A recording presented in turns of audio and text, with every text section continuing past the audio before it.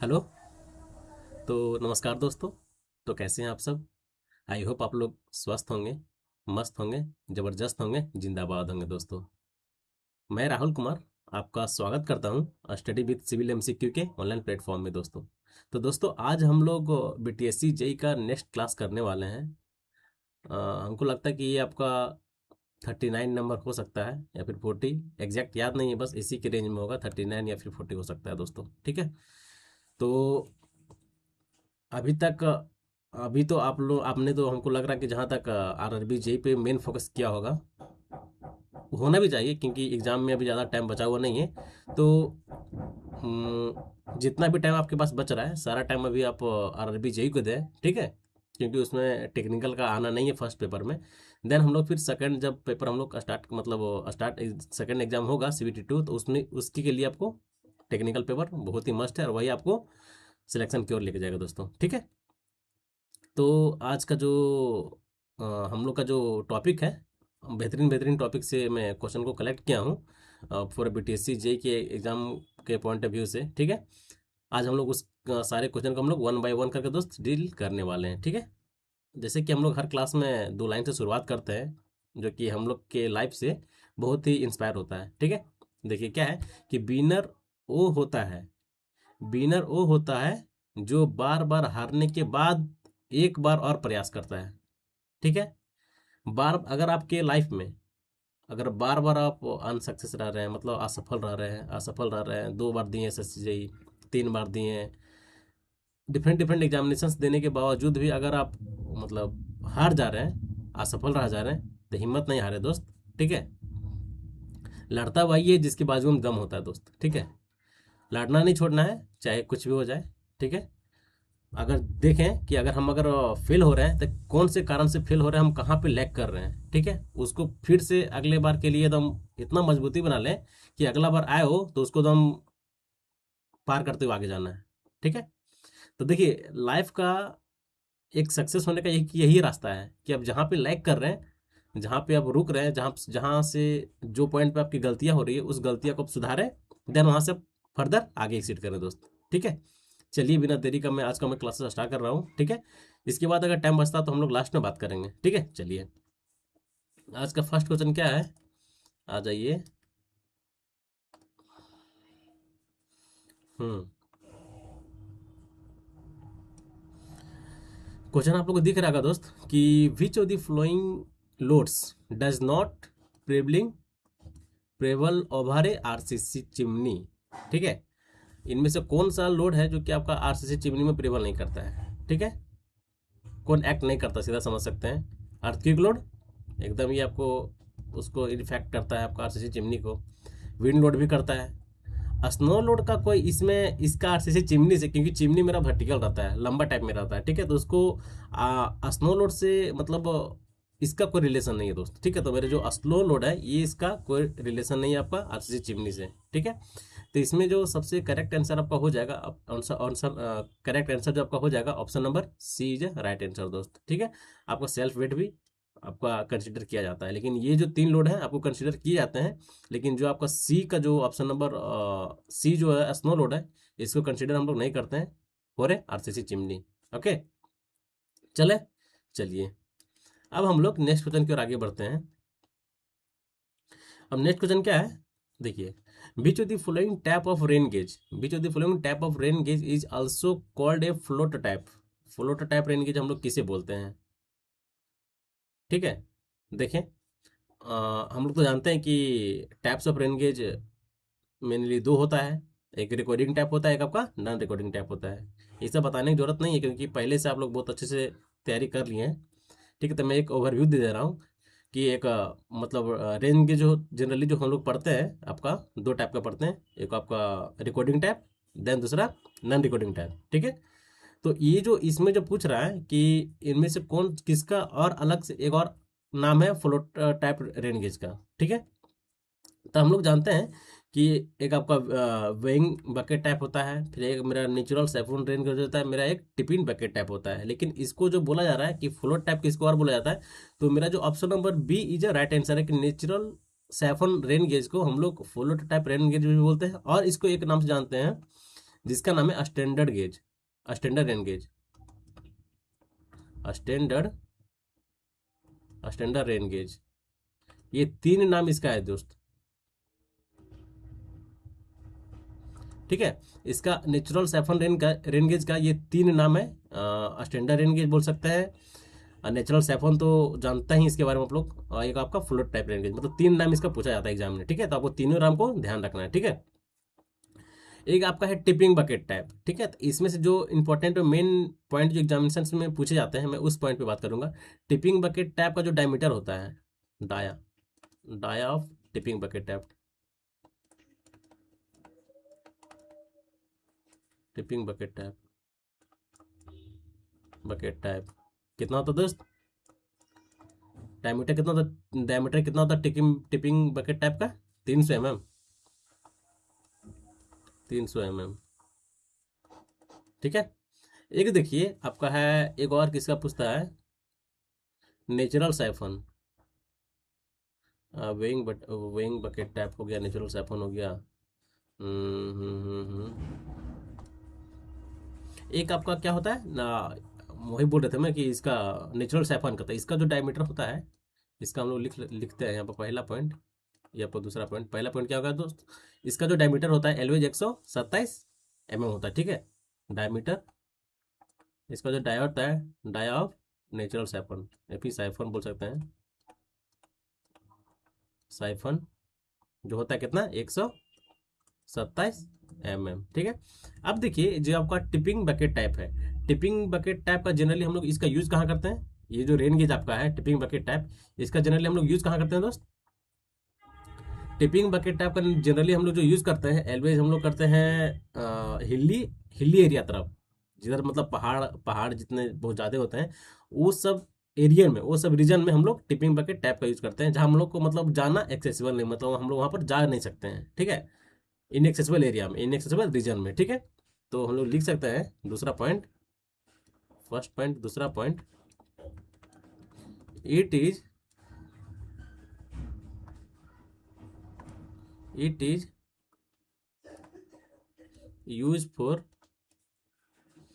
Hilly region, हिली and हिली और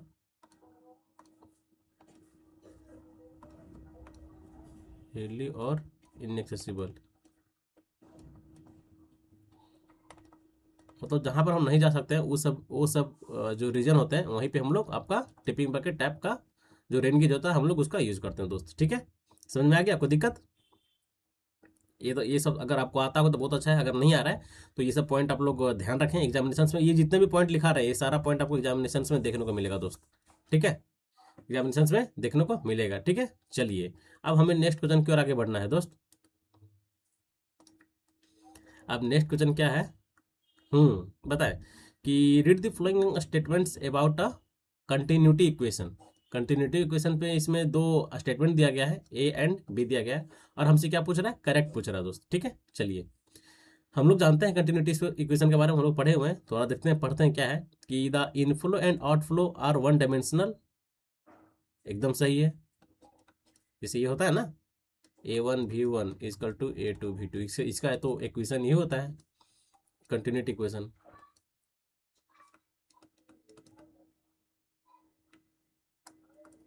कंटिन्यूटी इक्वेशन, ठीक है। क्या हो गया, ये आपको कंटिन्यूटी क्वेश्चन आपको पता है। यहाँ देखिए ये जो लिखा हुआ है कि the inflow and outflow are one dimensional, ये आपका 110% सही है दोस्त, ठीक है। दूसरा देखिए, the velocity and density are constant over the area, एकदम ये भी आपका दोनों स्टेटमेंट बोला जाए तो ये दोनों 110% सही है दोस्त, ठीक है, कोई दिक्कत नहीं है, ठीक है। अब देखिए हम लोग का स्टेटमेंट ऑप्शन देखते हैं कि दोनों मेरा सही है, तो statement A is true and B is true, but B is not, ये नॉट तो सही, ये तो गलत हो गया, तो मेरा यही ऑप्शन मेरा सही है दोस्त, ठीक है। क्या कि इसमें फॉल्स दिया हुआ है, इसमें फॉल्स दिया हुआ था, इसमें तो दोनों करेक्ट होगा, और बी जो है उसको करेक्ट एक्सप्लेनेशन कर रहा है ए को, ठीक है। समझ में आ गया, option number C is a right answer, ठीक है। चलिए अब हमें नेक्स्ट क्वेश्चन की ओर आगे बढ़ना है। नेक्स्ट क्वेश्चन क्या है दोस्त, देखिए, which of the following type of solid waste, which of the following type of solid waste are a capable of transmitting a dangerous communicable disease.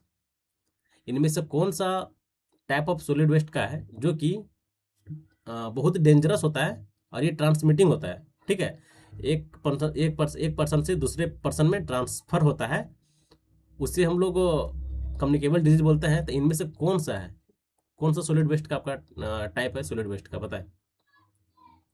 Industrial waste, इसका तो कोई रिलेशन नहीं है आपका ट्रांसमिटिंग से, ठीक है। डिमोलेशन भी, इसका भी मतलब नहीं है। गार्बेज कोई मतलब नहीं है। ये क्वेश्चन आपको अगर बनाना चाहते हैं, अगर आपको नहीं भी याद है, नहीं भी जान रहे हैं, तो अगर ये क्वेश्चन का ऑप्शन एलिमिनेशन मेथड से भी इजीली अप्लाई करके बना सकते हैं दोस्त, ठीक है। जिसे हम लोग देख रहे हैं इन्फेक्टियस, यही आपका एक टाइप ऑफ सॉलिड वेस्ट है जो कि ये, इससे क्या होता है, इससे जो होता है कि आपका जो डेंजरस डिजीज है वो ट्रांसफर हो जाता है दोस्त, एक पर्सन से दूसरे पर्सन में, मतलब, ठीक है, ट्रांसफर होता है। जैसे हम लोग एग्जांपल में लिख, तो एग्जांपल हम लोग बोल सकते हैं हेपेटाइटिस, HIV बोल सकते हैं, HIV भी बोल सकते हैं, हेपेटाइटिस बोल सकते हैं,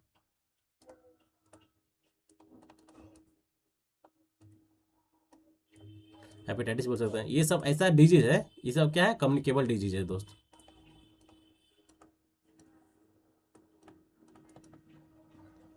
कम्युनिकेबल डिजीज,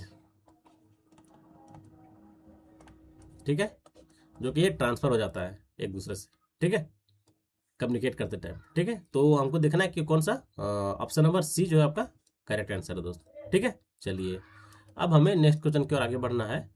अब नेक्स्ट क्वेश्चन क्या है कि which of the following is a not a application of A soil engineering, बताएं कि इनमें से कौन सा करेक्ट ऑप्शन नहीं है सॉइल इंजीनियरिंग का, मतलब सॉइल इंजीनियरिंग का यूज़ हम लोग वहाँ पे नहीं करते हैं। सॉइल इंजीनियरिंग का जितना एप्लीकेशन है हम लोग उसका यूज़ नहीं करते हैं, ठीक है, मतलब बहुत कम करते हैं, मतलब लेस, ठीक है। जैसे यहाँ पर आपका ऑप्शन हम लोग फर्स्ट देखें कि आपका है रिटेनिंग स्ट्रक्चर, ये आपका बहुत ही, मतलब, मोस्ट पावरफुल बोल सकते हैं कि हम लोग जो रिटेनिंग स्ट्रक्चर हम लोग सॉइल इंजीनियरिंग का बिना किए हुए हम लोग रिटेनिंग स्ट्रक्चर बना ही नहीं सकते हैं, ठीक है। तो इसमें ये आपका 110% सही है, ठीक है, क्योंकि इसमें हम रिटेनिंग स्ट्रक्चर का हमको बहुत सारा चीज़ कंसिडरेशन करके हम लोग आपका रिटेनिंग वाल को डिजाइन करते हैं, ठीक है। दूसरा देखिए स्टेबिलिटी ऑफ स्लोप, ये भी आपका है soil application of soil engineering, इस पे बेस्ड है, ठीक है।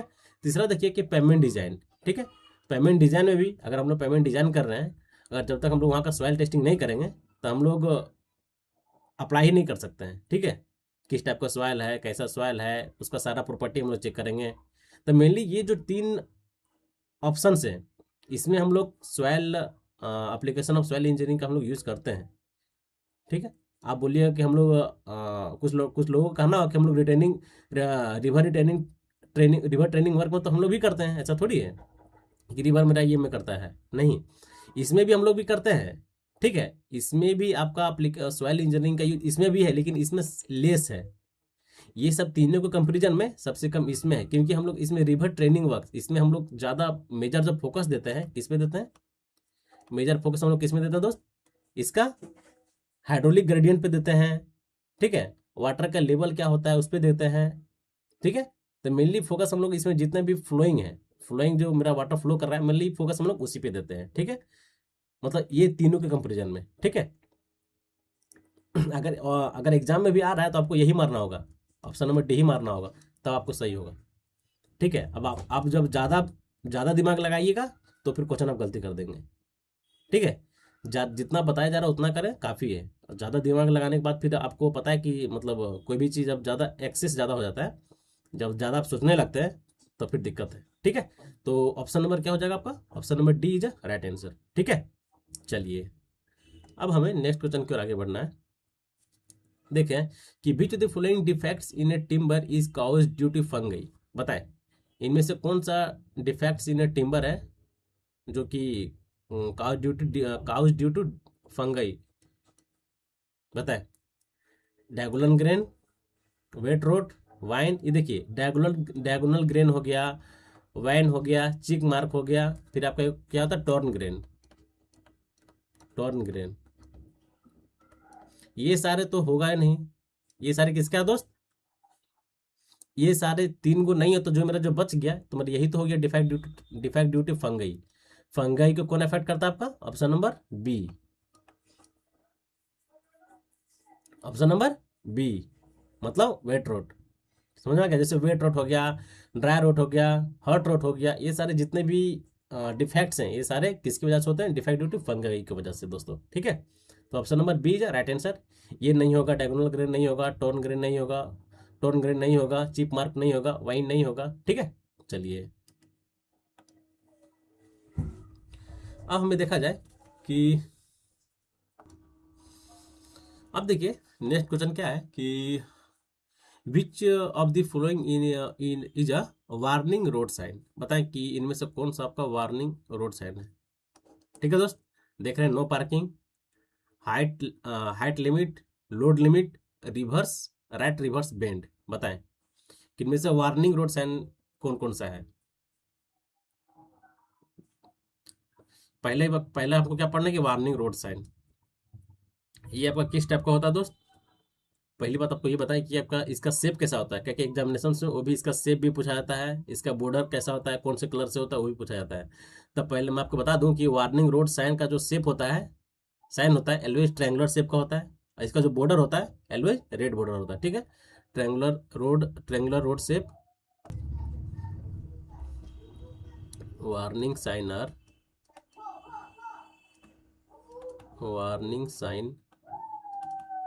वार्निंग साइन आर क्या triangular shape, triangular shape with red border, red border. इसका बॉर्डर में कौन सा कलर होता है दोस्त? रेड बॉर्डर होता है, याद रखिए एग्जामिनेशन में पूछा गया है। ठीक है, रेड बॉर्डर होता है। ठीक है, तो ये हमको देखते हैं कि जैसे इसका एग्जांपल देख लेता हूँ, इसका एग्जांपल कौन कौन सा होता है वार्निंग रोड साइन का। वार्निंग रोड साइन का कौन कौन सा एग्जांपल हो सकता है दोस्त? नो पार्किंग, नो पार्किंग किसका है? अगर वार्निंग रोड साइन का नहीं है तो किसका है? ये आपका रेगुलेटरी साइन का है। ठीक है, नो पार्किंग हो गया, फिर आपका स्पीड लिमिट भी बोल सकते हैं, स्पीड लिमिट। ठीक है, फिर हम लोग हाइट लिमिट भी बोल सकते हैं, हाइट लिमिट। ठीक है, हाइट लिमिट, लोड लिमिट, ये सारे जितने हैं ये सारे आपको क्या है? वार्निंग रोड साइन का एग्जाम्पल है। लेकिन हमको देखा जा रहा है कि जो आपका राइट रिवर्स कर्व है ये आपका रोड साइन का पार्ट नहीं है दोस्तों। ठीक है, तो इसका जो आंसर हो जाएगा आपका option number D is a right answer है। लेकिन थोड़ा सा यहाँ ये हो गया, देखिए ये जो आपका है ना, ये सारे जो हैं ये आपका वार्निंग साइन का एग्जाम्पल नहीं है दोस्त। ठीक है, ये सारे जो थे आपका किसका एग्जाम्पल है? रेगुलेटरी साइन का। ठीक है, किसका? रेगुलेटरी साइन का। ये जो हम इसका एग्जांपल हो सकता है क्या? इसका एग्जांपल आपका है रेड रेड रिवर्स कर्व, मतलब ऑप्शन नंबर डी जो है right reverse curve, right reverse band. ठीक है, तो लिख और हम लोग जो अभी लिखे थे जैसे आपका हो गया नो पार्किंग हो गया, हाइट लिमिट हो गया, लोड लिमिट हो गया, ये सारे क्या है आपका? रेगुलेटरी साइन, रेगुलेटरी साइन है दोस्त। ठीक है, रेगुलेटरी साइन। ठीक है, हमको लगा था कि यहाँ पर नोट पूछ रहा है इसीलिए हम इसको देखे थे, लेकिन क्वेश्चन थोड़ा सा हम सही से नहीं किए थे। ठीक है, चलिए option number D is right answer दोस्त। ठीक है, चलिए अब हम लोग नेक्स्ट क्वेश्चन की ओर बढ़ते हैं। अब देखिए इसमें फिर से क्वेश्चन पूछा गया है कि which the following is not a regulatory sign. हम ये क्वेश्चन पीछे देखे थे, हमको माइंड में ये चल रहा था, लेकिन नहीं, गलत हो गया था वो। Which the following is not a regulatory sign. अब बताए कि इनमें से कौन सा रेगुलेटरी साइन नहीं है। अभी हम लोग पढ़े कि रेगुलेटरी साइन कौन कौन सा होता है? स्पीड लिमिट कहाँ गया? स्पीड लिमिट भी हो सकता है, विड्थ लिमिट भी है, हाइट लिमिट भी है, स्टॉप भी है। ठीक है, स्टॉप आप लोग जानते हैं, स्टॉप एक तरह से ऑक्टागोनल शेप होता है, और स्टॉप आपको रेगुलेटरी साइन का भी पार्ट है, एग्जाम्पल है। लेकिन इसमें जो क्रॉस रोड दिया हुआ है, क्रॉस रोड, ये मेरा रेगुलेटरी साइन का एग्जाम्पल नहीं है। ठीक है, तो ऑप्शन नंबर जो हो जाएगा option number C is right answer, cross road, cross road, cross road है जो कि option number C is right answer दोस्त। ठीक है, और ये सारे किसका था? रेगुलेटरी साइन का। ठीक है, चलिए अब हम लोग नेक्स्ट क्वेश्चन की ओर आगे बढ़ते हैं। अब देखिए क्या है, अच्छा क्वेश्चन है दोस्त, ठीक है। क्या है, किसके बारे में दिया हुआ दोस्त, एनालिसिस ऑफ ग्रेविटी डैम, ठीक है। अब हमको ग्रेविटी डैम के बारे में दो स्टेटमेंट दिया गया, ठीक है, statement A and statement B. और सबसे ज़्यादा ध्यान किसमें देना है कि हमसे क्या पूछ रहा है, ठीक है। इसमें क्या पूछ रहा है, इनकरेक्ट पूछ रहा है दोस्त, ध्यान देना है। कुछ भाइयों का कमेंट था जो कि क्वेश्चन थोड़ा सा सही से रीड करना पड़ेगा दोस्त, ठीक है। तो थोड़ा सा कमेंट क्या बोलते हैं, क्वेश्चन सही से, अगर आप सही से उसको मतलब समझते हैं, सही से पढ़ते हैं, तो आपसे क्वेश्चन गलती होने का चांस नहीं है, ठीक है। अब देखिए हमको इसको सॉल्व करना है। हमको क्या पूछ रहा है, इनकरेक्ट पूछ रहा है, ध्यान देना मैंड में, इनकरेक्ट मतलब गलती पूछ रहा है हमसे, ठीक है, सही नहीं है। देखिए क्या है कि the friction on the base, the friction on the base will be stop, ठीक है। The friction on the base will be stop the dam from sliding and the weight of the gravity dam is provided a moment opposite to the turning moment। थोड़ा सा सही से पढ़िए, फिर से पढ़िए, ये ऑप्शन थोड़ा पढ़िए, ये सही है या फिर गलत बोल रहा है। ये जो बोल रहा है कि the friction on the base will be stop, अगर हम लोग ग्रेविटी डैम के बेस में अगर फ्रिक्शन को हम लोग कम कर दें, ठीक है, तो कम कर दें द डैम फॉर स्लाइडिंग, ये सही है। लेकिन the height of the gravity dam will be provided a moment, ये गलत लिखा है, प्रोवाइडेड नहीं होता, ये प्रिवेंट होता है, रोकता है उसको, prevent a moment opposite to the overturning moment, जिसके कारण ये गलत हो गया, ठीक है। जिसके कारण ये गलत हो गया, हम प्रोवाइड नहीं करेगा, उसको प्रिवेंट करेगा, रोकेगा, ठीक है। जिसके कारण मेरा जो option number statement number A है गलत हो गया, ठीक है। दूसरा देखिए क्या है कि अनदर वे, एक और दूसरा क्या रास्ता हो सकता है दोस्त रोकने का। Another way to stop the dam, another way to stop the dam from moving is to anchor its base into a rock bed rock. ओ मतलब बोल रहा है कि अगर उसके बेस में हम लोग बेड रॉक अगर देते हैं, जिसके कारण से क्या मेरा जो डैम है वो रुक जाएगा। हाँ, ये आपका गलत है, ये भी स्टेटमेंट मेरा गलत है। कैसे गलत है, ये जो हम इसका जो एंकर जो हम लोग प्रोवाइड कर रहे हैं इसके बेस में बेड रॉक में, ठीक है, तो यहाँ पर इसका जो फंक्शन होता है, एंकर जो हम लोग प्रोवाइड करते हैं इसके बेस में, ये आपको ये क्या बोलते हैं, स्टॉप करने रोकता है, ये तो सेफ्टी प्रोवाइड करता है दोस्त, ठीक है, ये सेफ्टी प्रोवाइड करता है। लेकिन यहाँ क्या बोल रहा है कि उसके क्या बोलते हैं, इसको डैम को मतलब स्टॉप करता है, रोकता है, ये गलत है, ये भी स्टेटमेंट मेरा गलत है दोस्त, ठीक है। मतलब इनकरेक्ट दिखाया तो पहले मेरा दो statement option A and option B are correct answer, D is a right answer दोस्त, ठीक है। ठीक है दोस्त, समझ में आ गया ये क्वेश्चन इंपॉर्टेंट था, ठीक है। इनकरेक्ट पूछ रहा था, इसीलिए दोनों क्वेश्चन गलत भी था, ठीक है। तो ऑप्शन नंबर ना ही पहला सही है ना ही दूसरा सही था, नाइदर का ऑप्शन मेरा चल जाएगा, जो कि ऑप्शन नंबर डी में है, ठीक है। अब चलिए हम लोग नेक्स्ट क्वेश्चन की ओर आगे बढ़ते हैं, ठीक है। नेक्स्ट क्वेश्चन क्या है दोस्त, अब देखिए नेक्स्ट क्वेश्चन क्या है। देखिए कि which of the following is an imaginary line tangential to the longitudinal curve. क्या टेंजेंट है किस पे, लॉन्गिट्यूडिनल कर्व पे, ठीक है, of the altitude bubble tube at the mid point. जब ये इस पे टेंजेंट है, टेंजेंट लाइन क्या, इमेजनरी लाइन जो कि टेंजेंट है टू ए लॉन्गिट्यूडिनल कर्व पे of the altitude bubble tube at the mid point, वो इनमें से कौन सा इमेजनरी लाइन है जो कि आपका टेंजेंट टू द लॉन्गिट्यूडिनल पे टेंजेंट हो रहा है, ठीक है। देखिए तो हमको क्या देखना है दोस्त, axis of the altitude bubble, अगर मेरा बबल एक्सिस पे axis of the altitude bubble, ये तो होगा नहीं, ठीक है। जिसके ये क्या बोल रहा है, axis of the altitude bubble, it means कि मेरा जब प्लेट लेवल है, ठीक है। क्या बोल रहा है यहाँ पे, फिर से हमको पढ़ते हैं कि imaginary line tangent to the longitudinal curve of the altitude bubble tube at the mid point. तो इनमें से कौन सा इमेजनरी लाइन है जो कि यहाँ पर दिया हुआ है, क्या एक्सिस ऑफ एल्टीट्यूड बबल, या फिर दूसरा axis of plate bubble tube, या फिर एक्सिस ऑफ टेलीस्कोप, या फिर लाइन ऑफ कोलिमेशन। ये थोड़ा सा मिस्टेक है, ठीक है। तो ये जो लाइन होता है वो जो आपका टेंजेंट है किस पे, लॉन्गिट्यूडिनल पे, वो जो लाइन होता है उसे हम लोग क्या बोलते हैं दोस्त, always axis of altitude bubble. Option number A is right answer, ठीक है। उस टाइम थोड़ा सा मतलब क्वेश्चन नहीं सही से रीड कर पाए थे, ठीक है, कोई दिक्कत नहीं है। फिर से देखते हैं कि इसका जो आंसर हो जाएगा क्या, सॉरी ए होगा, ए यार, ए, ठीक है। Option number A is right answer, ठीक है। चलिए अब हमें नेक्स्ट क्वेश्चन की ओर बढ़ते हैं। देखिए अच्छा क्वेश्चन है, क्या है कि what should be the effective length of the column held in position. यहाँ से पढ़िएगा दोस्त, क्या है held in position at both in, ठीक है, held in position at both in but not रीस्ट्रेन against rotation, not रीस्ट्रेन against rotation. बताएं क्या बोल रहा है, समझ में आया? Held in position at both in, दोनों पोजीशन को हेल्ड किया गया है, but not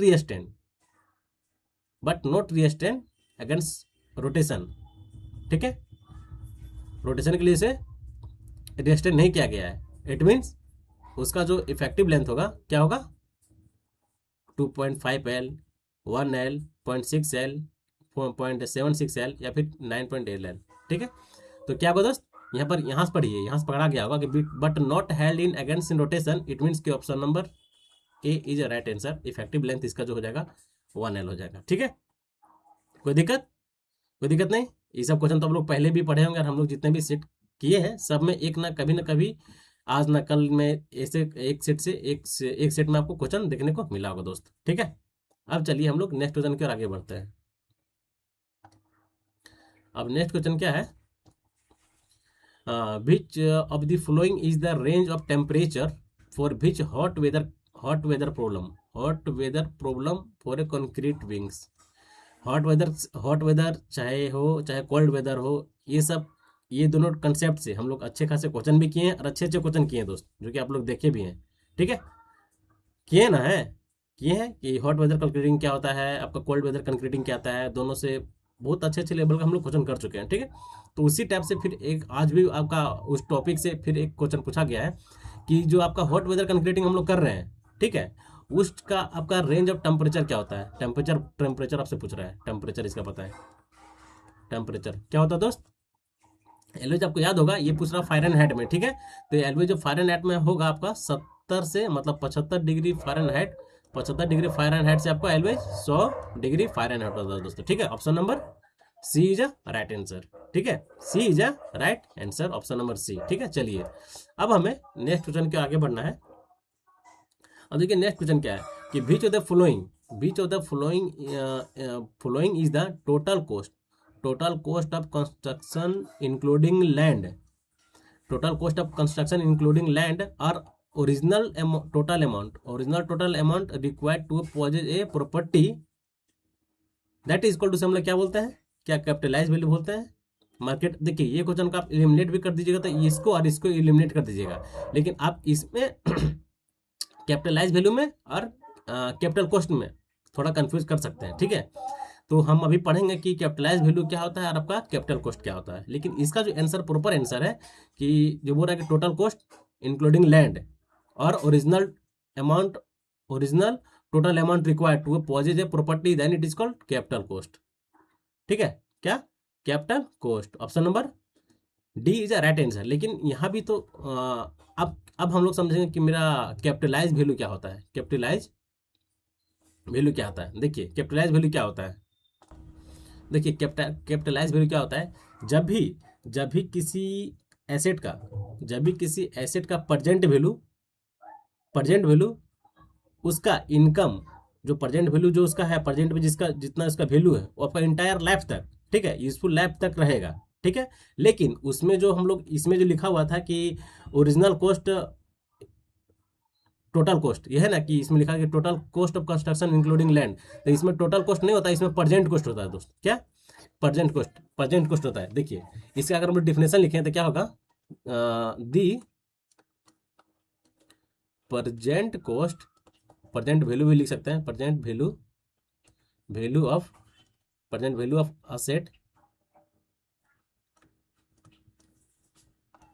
assets income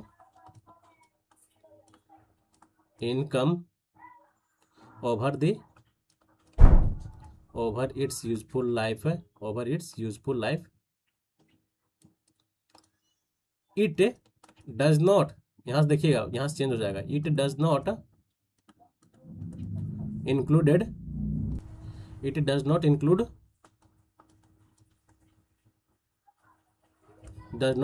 total cost of construction,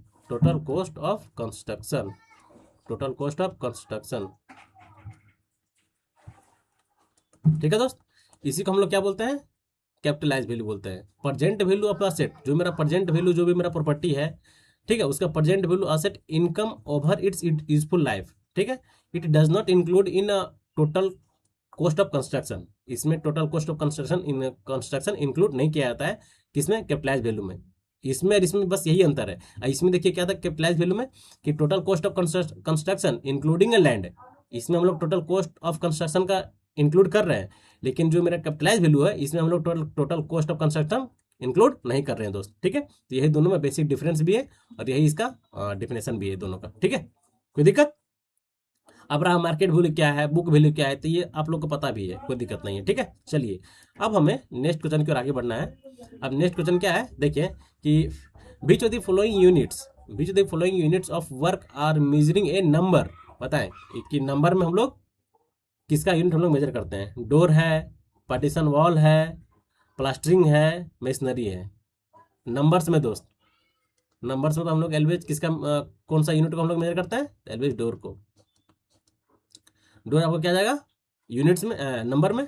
plastering तो आपको जानते हैं, ये तो मीटर स्क्वायर हो जाता है। प्लास्टरिंग हो, या फिर प्लास्टरिंग हो, पॉइंटिंग हो, प्लास्टरिंग, पॉइंटिंग, फिनिशिंग हो, जेफरी वर्क हो, क्या, जेफरी वर्क, या फिर जाली वर्क भी बोल सकते हैं, जाली वर्क भी है, जेफरी वर्क भी है, जेफरी वर्क है। ये सारे सबका यूनिट क्या होता है दोस्त, मीटर स्क्वायर होता है, ठीक है। चलिए अब हमें नेक्स्ट क्वेश्चन की ओर आगे बढ़ना है। अब देखना है क्या है कि which of the following is the first layer of concrete payment from A top. Concrete payment है, इसका टॉप लेयर पूछ रहा है आपसे। सब ग्रेड, ये तो सबसे बॉटम होता है, ठीक है। कंक्रीट स्लैब, यही मेरा टॉप लेयर है दोस्त, यही मेरा टॉप लेयर है। First layer of concrete payment from the top, ठीक है। क्या है, concrete slab, option number B is a right answer दोस्त, ठीक है। चलिए अब हम लोग नेक्स्ट क्वेश्चन की ओर आगे बढ़ते हैं। अब नेक्स्ट क्वेश्चन क्या है, देखिए अच्छा क्वेश्चन है दोस्त। बीच ऑफ इजी तो क्वेश्चन देखने में हमको भी लग रहा है कि थोड़ा सा है आसान, लेकिन जब इसको आप सॉल्व कीजिएगा तो थोड़ा सा आपको समझ में आएगा, ठीक है। क्या है देखिए, which of the following is the colour of soil containing organic matters. कल या परसों क्लास में हम लोग ऑर्गेनिक मैटर्स के बारे में हम लोग साथ स्टेटमेंट वाले क्वेश्चन किए थे, अगर याद होगा तो, अगर आप लोग सेट देखे होंगे तो, ठीक है। इसलिए मैं बराबर में बोल रहा हूँ कि आप लोग जितने भी मेरे ऑडियंस हैं, सबको मतलब सारा क्लासेस को आप जरूर देखें, क्योंकि सारा क्लास एक दूसरे से लिंक्ड रहता है दोस्तों, ठीक है। ये एक दूसरे से लिंक्ड रहता है। जैसे ये क्वेश्चन है हम लोग प्रीवियस क्लास में किए हुए हैं, ठीक है। उसमें किए थे हम लोग, उसमें जो क्वेश्चन हम लोग लाए थे वो थोड़ा सा दूसरे टाइप से था, मतलब उसमें हम लोग स्टेटमेंट बेस्ड पूछे हुए थे, ठीक है। लेकिन आज का जो क्वेश्चन है, स्टेटमेंट बेस्ड जो था उसी से निकाल के पूछा गया दोस्तों, ठीक है। इसीलिए सारा क्लास अगर आप कंटिन्यू वे में देख रहे हैं तो फिर आपको दिक्कत नहीं होने वाला है, एकदम कंफर्म है ये, ठीक है, ठीक है। चलिए देखिए क्या है कि which the following is a colour of soil contain organic matter. अगर मेरा किसी सॉइल में अगर मेरा ऑर्गेनिक मैटर्स प्रेजेंट है, इट मीन्स उसका जो कलर होगा एलवेज कैसा होगा, येलो हो जाएगा, रेड हो जाएगा, ग्रे हो जाएगा, या फिर ब्लैक हो जाएगा।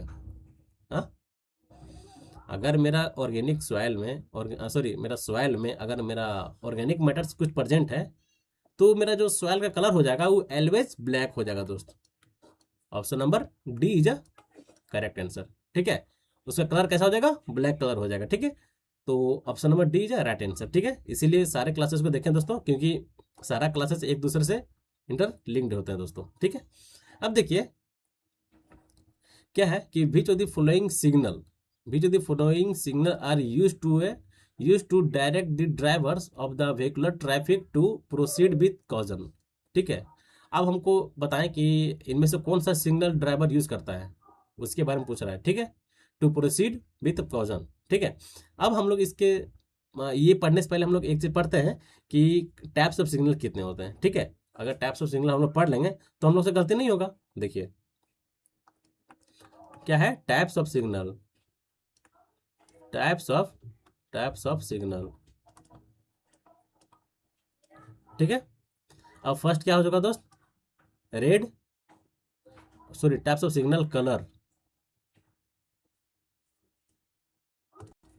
टाइप्स ऑफ सिग्नल या फिर types of colour signal, colour signal होगा, सिग्नल कर नहीं होगा दोस्त, types of colour signal, types of colour signal, types of colour signal.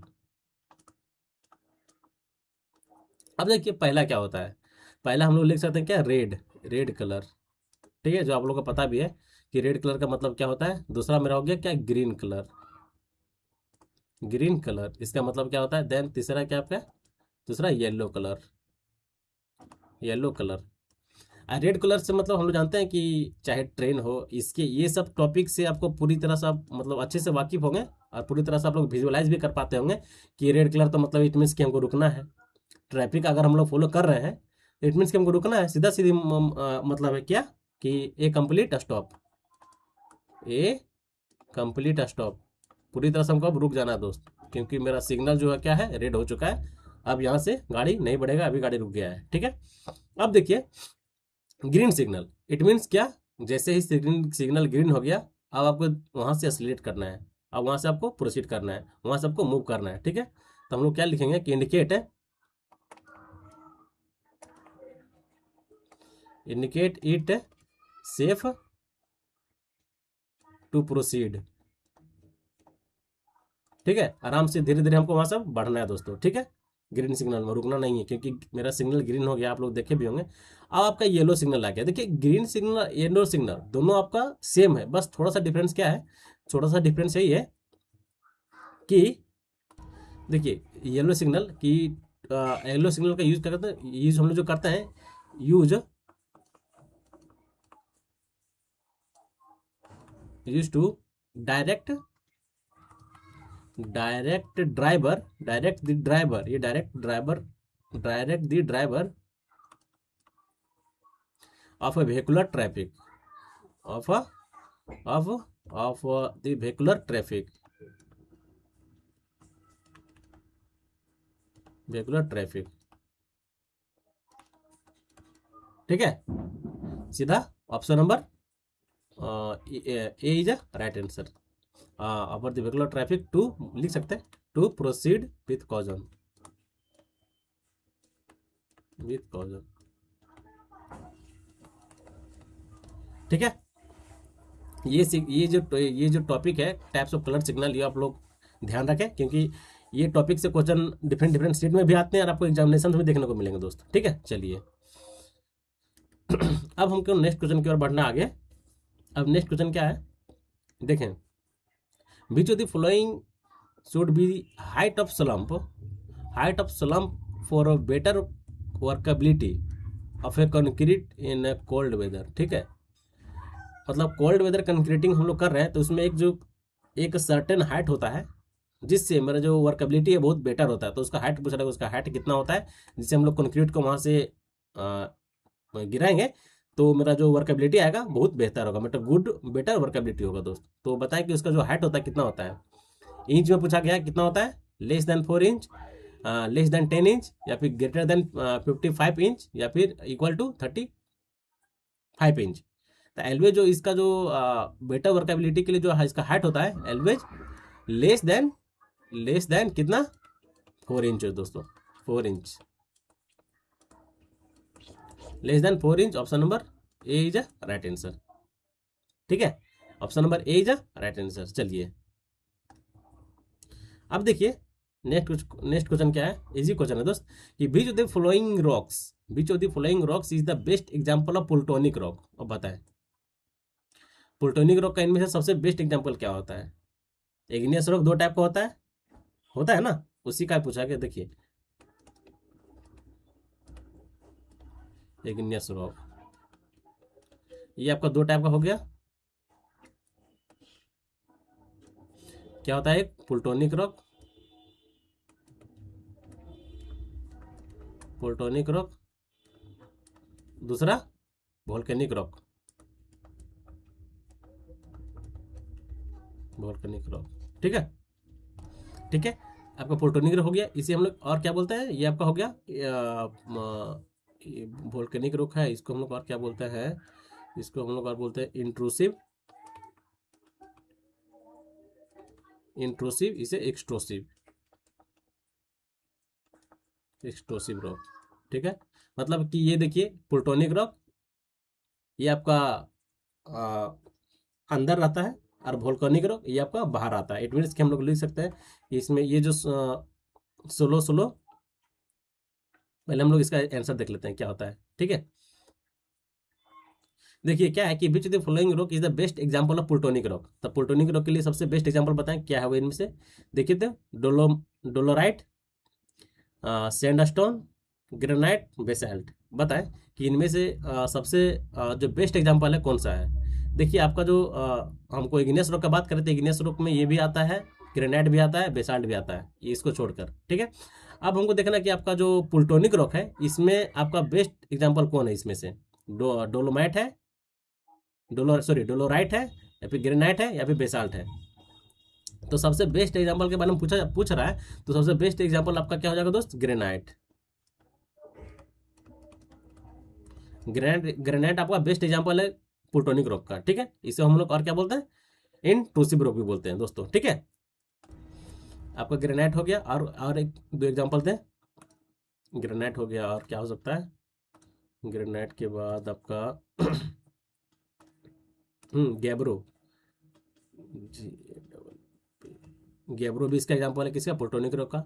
Granite हो गया, गैब्रो हो गया, फिर आपका आपका क्या हो गया दोस्त, ग्रेनाइट, गैब्रो, इसको और क्या बोल सकते हैं, ग्रेनाइट गैब्रो के बाद आपका एक और एग्जांपल है दोस्त, डियोराइट। डियोराइट, ठीक है, डियोराइट, ये आपका डियोराइट है। अंतर है देखिए, यहाँ पर डोलेराइट भी है, यहाँ डोलोराइट भी है, यहाँ पर डियोराइट है, डायोराइट है। तो ये दोनों में अंतर भी है। ये आपका आपका प्लूटोनिक रॉक का है, लेकिन ये जो आपका है, देखिए हम लोग इसका एग्जांपल लिखते हैं। इसमें कौन कौन सा आता है रॉक्स, इसमें आपका आता है आपका डोलोराइट, डोलेराइट।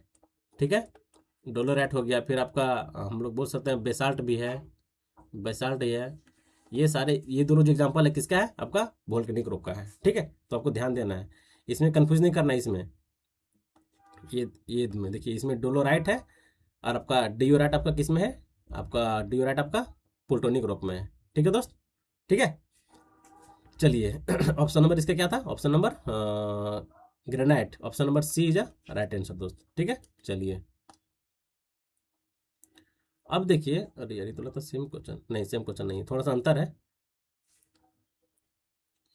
थोड़ा सा बस मतलब अच्छा क्वेश्चन पूछा गया है, कंटिन्यूटी क्वेश्चन। ठीक है, क्योंकि हम लोग अभी पीछे किए में कंटिन्यूटी क्वेश्चन से क्वेश्चन, और फिर आपका क्वेश्चन पूछ दिया, लेकिन इसमें इनकरेक्ट पूछ दिया है। पीछे था करेक्ट, इसमें इनकरेक्ट पूछ दिया गया है। ठीक है, देखिए क्या है, continuity equation state that a study follow, एकदम सही है। Process through a control volume the inflow and outflow are equal. Continuity equation state that, ये मेरा सही है, स्टेटमेंट सही है, ये मेरा सही है, लेकिन यहाँ पर देखिए क्या पूछ रहा है, यहाँ पर इनकरेक्ट पूछ रहा है। ठीक है, इसमें कंफ्यूज नहीं करना है, गलत गलत पूछ रहा है। ठीक है, ये देखिए, ये भी स्टेटमेंट आपका सही है, it is based on conservation of mass. ठीक है, ठीक है, इसमें क्या पूछ रहा है, इनकरेक्ट पूछ रहा है दोस्तों। इट मीन्स कि ये जो दोनों स्टेटमेंट मेरा सही है, लेकिन इनकरेक्ट की वजह से मेरा ऑप्शन नंबर फर्स्ट हो जाएगा, नहीं पहला सही है, नहीं दूसरा सही है।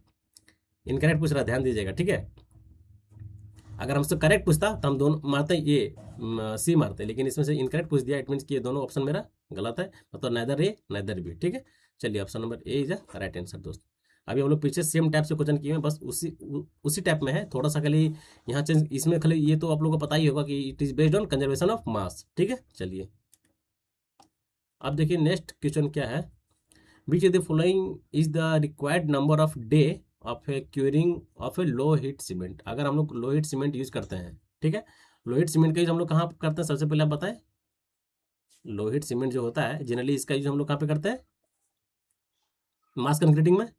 हाँ, तो मास कंक्रीटिंग में यूज करते हैं, तो उसका बोल रहा है कि required A number of days for curing. ठीक है, मिनिमम एक एक डे होता है। ठीक है, कि इतना डे तक आपको, अगर आप ये सीमेंट आप यूज किए हैं, चाहे आप रैपिड हार्डनिंग सीमेंट यूज किए हैं, चाहे आप लोहित सीमेंट यूज किए हैं, या फिर आप डिफरेंट जो भी जितने टाइप का सीमेंट होता है, अगर आप यो यूज किए हैं, तो उस सब के लिए एक सर्टेन डे होता है कि इतना डे तक आपको क्यूरिंग करना है। ठीक है, तो इसी तरह इसमें पूछ रहा है कि अगर आप Lohit cement Lohit cement use किए हैं, तो मिनिमम डे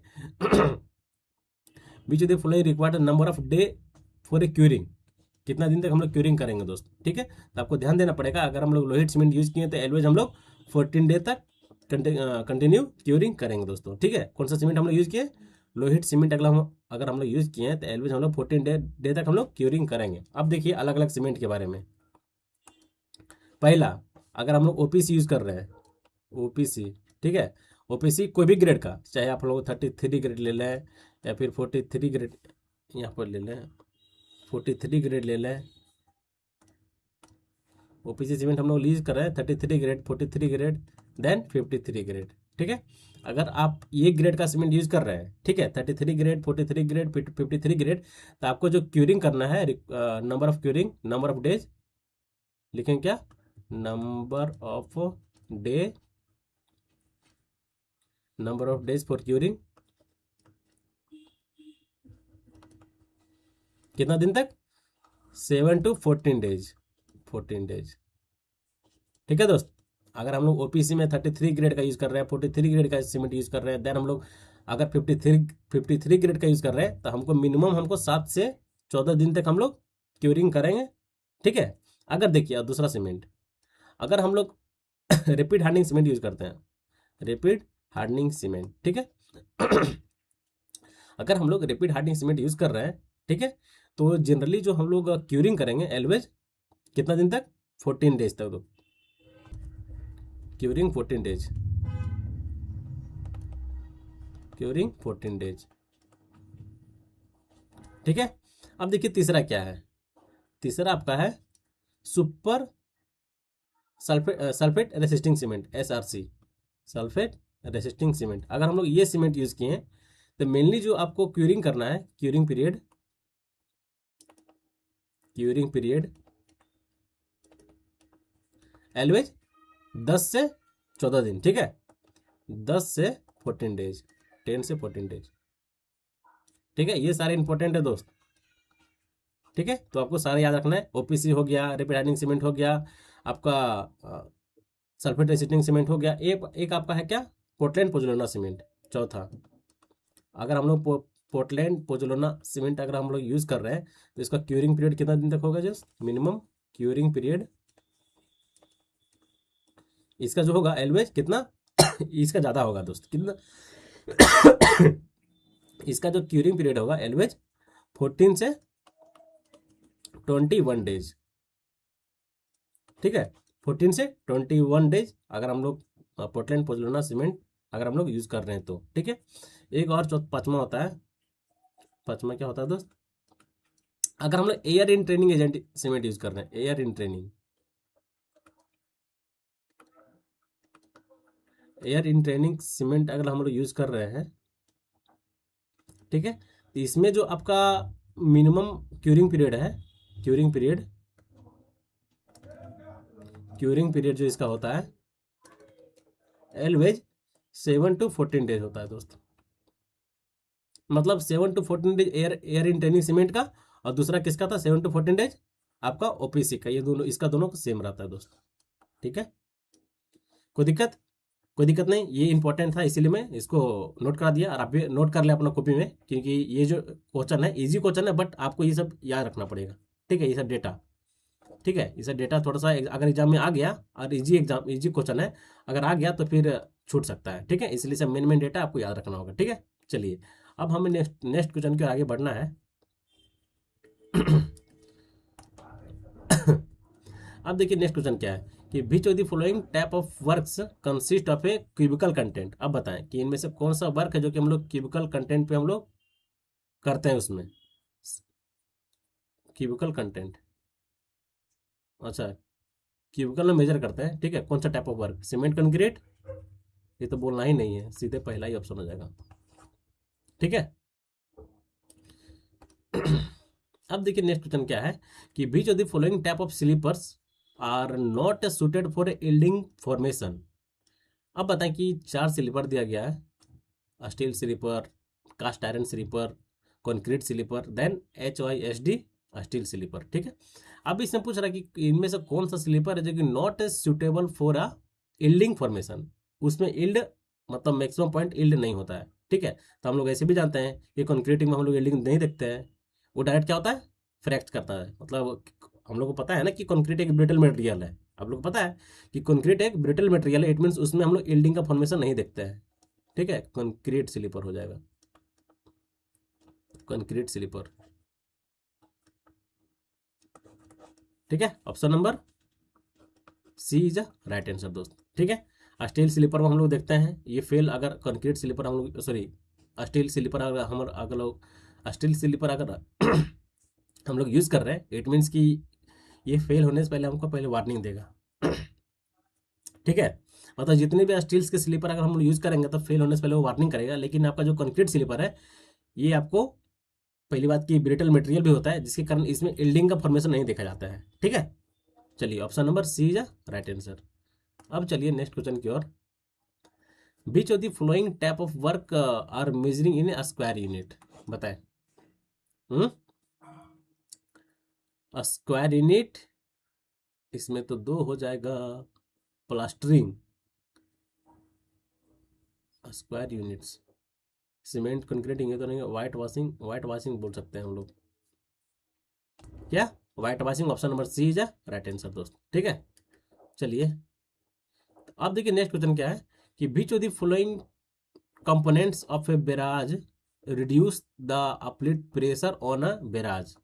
इनमें से कौन सा कंपोनेंट है जो कि हम लोग यूज करते हैं to reduce the uplift pressure, uplift pressure को कम करने के लिए बैराज पे कौन सा हम लोग कंपोनेंट यूज करते हैं। एलवेज फिश लेडर, एकदम नहीं।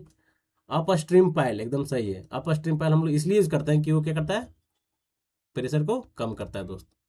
Reduce the pressure in upstream, uplift pressure को कम करता है। ठीक है। It means option number B is a correct answer. ठीक है। डिवाइडेड वाल तो अलग इसका काम है, गाइड बैंक का अलग काम है, फिश लेटर का अलग काम है, तो ऑप्शन नंबर जो हो गया B is a right answer दोस्त। ठीक है। चलिए तो आपका आज का जो BTSC का ये आपका लास्ट क्वेश्चन था। ठीक है। क्लासेस आप लोग कंटिन्यू रखें। ठीक है। हर दिन आपको क्लासेस मिल रहे हैं। कल थोड़ा सा डिले हो गया था, जिसके कारण हम नहीं कल क्लास में अपलोड कर पाया, लेकिन आज मैं उसी टाइम पे अपलोड आपको मिल जा रहा है। ठीक है दोस्तों, बस क्लासेस आप लोग कंटिन्यू रखें। हमको भी पता है कि RRB JEE का पेपर है, लेकिन क्या करें, RRB JEE के पेपर है तो पढ़ना ही पढ़ना है, क्योंकि इस बार तो थोड़ा सा इस टाइप से क्वेश्चन पैटर्न रखा है एग्जाम का, थोड़ा सा प्रॉब्लम हो रहा है लोगों का। ठीक है। चलिए कोई दिक्कत नहीं, मिलते हैं नेक्स्ट वीडियो में। जय हिंद, जय भारत, नमस्कार और थैंक यू।